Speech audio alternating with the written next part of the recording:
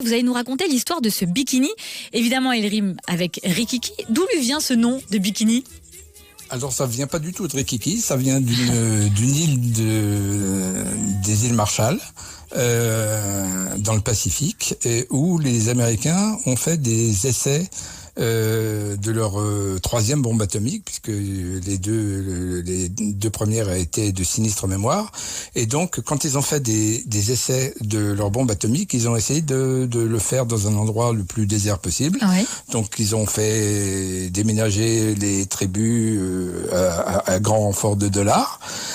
Donc, tout s'est très bien passé. Et ils ont énormément communiqué sur le fait que, en gros, c'est la bombe atomique qui avait fait que la guerre s'était arrêtée, donc c'était plutôt bien reçu par les populations, et donc on a beaucoup parlé du bikini, et bien évidemment ça a intéressé des gens, et en particulier un certain Louis Réard, un créateur de mode qui était un petit créateur de mode, on va dire un petit boutiquier qui faisait des maillots de bain, mais qui avait dans l'idée de faire des choses, on appelle ça l'événementiel maintenant, ça s'appelait pas comme ça à cette époque-là, mais à chaque fois qu'il faisait quelque chose, il essayait de faire en sorte que ça se sache, qu'on en parle, et quitte à ce que ça soit, on va dire un petit peu excessif, mais ça a été son idée, et son idée c'était de faire le plus petit maillot de bain jamais vu, et surtout en 1946.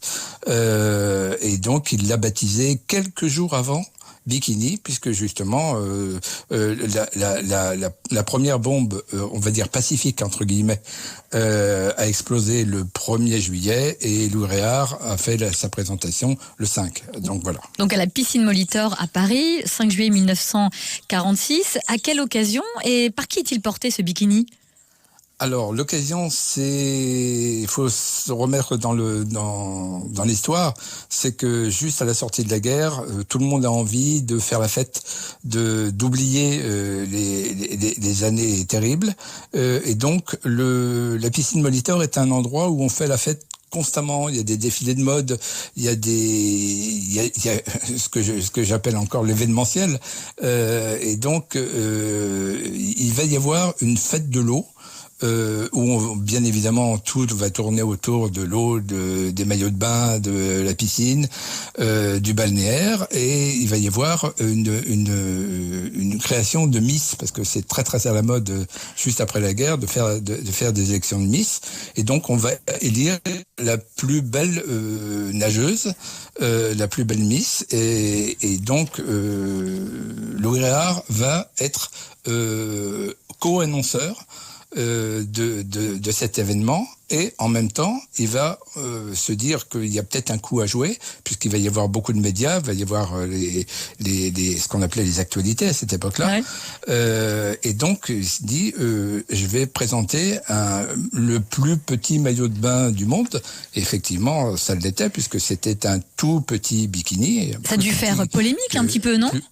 Il s'est fait remarquer ce bikini. Il a dû se faire remarquer ce bikini. Il s'est fait remarquer, oui et non. On va dire que ça a été un grand bide et un grand flop, pour une raison simple, c'est que pendant que Micheline Bernardini, qui était le mannequin qui portait ce maillot de bain, il y avait quelque chose de plus important, avec des people, il y avait Madeleine Solon qui était très très à la mode à cette époque-là, avec l'éternel retour, Jean Marais et autres. Donc à un bout de la piscine, tout le monde regarde les acteurs, les comiques, les gens qu'on connaît, et à l'autre bout de la piscine, il y a cette pauvre Micheline Bernardini qui va faire la présentation de son bikini, on va dire dans le silence, puisque tout le monde est à l'autre bout. Il va y avoir 2-3 photographes, il va y avoir heureusement un caméraman, mais on va dire que ça passe totalement inaperçu, et d'ailleurs il suffit simplement de regarder la presse du lendemain, il n'y aura qu'un tout petit article, et encore, qui fait référence non pas au maillot de bain, mais à la plastique du mannequin. Minute Papillon sur France Bleu, Sidonie Bonnec.